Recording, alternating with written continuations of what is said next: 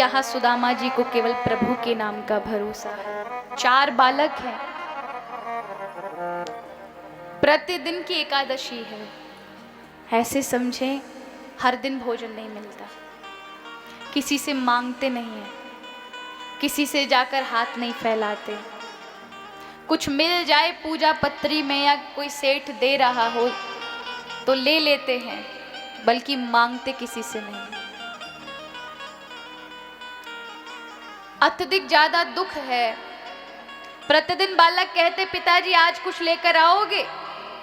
सुदामा जी कहते बालकों ठाकुर जी का भजन करो, आज जितनी ज्यादा माला करोगे उतनी ज्यादा ठाकुर जी व्यवस्था करेंगे। बालक प्रतिदिन माला आदि जाप करते हैं, धर्मपत्नी माला जप करती है, शाम को खाली हाथ फिर लौट आते हैं।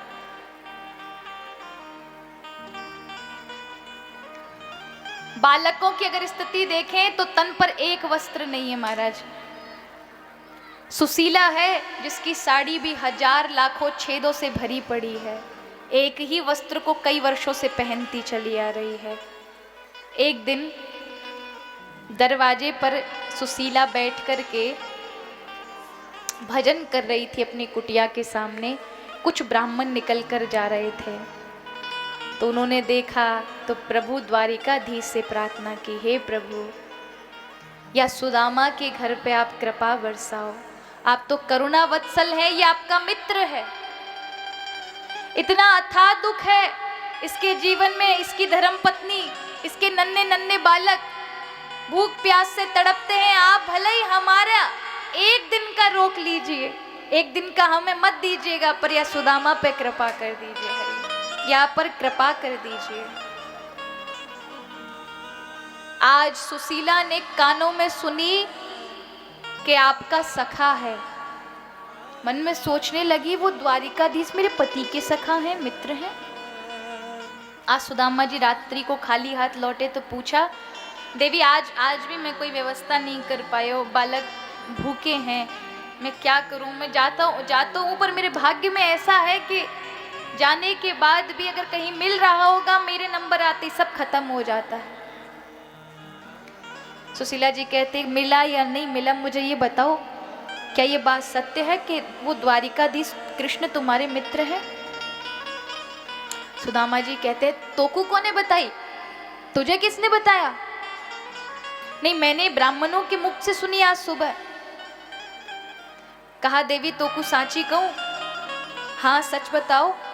वो मेरो मित्र है, वो जो द्वारिका का राजा, वो इतना बड़ो द्वारिका को राजा मेरो मित्र है बचपन को।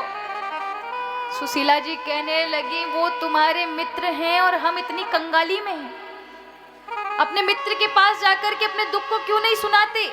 वो सुनेंगे तो हमें इस निर्धनता को देखना नहीं पड़ेगा। अरे हमें एक समय का भी भोजन मिले तो हमें खीर मलाई जलेबी क्या होती ये नहीं खाना, पर एक समय का तो बच्चों को मिले, वो भी नहीं मिल पाता।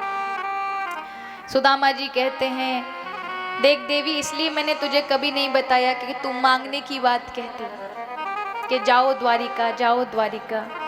मुझे मांगने नहीं आता और मैं ना जाऊंगा, मेरे भाग्य में यही तो यही सही। बोले ठीक है, मैं मांगने के लिए थोड़ा ना कह रही हूँ कि आप मांगो, आप तो बस अपने मित्र से मिल आओ। आपको याद नहीं आती?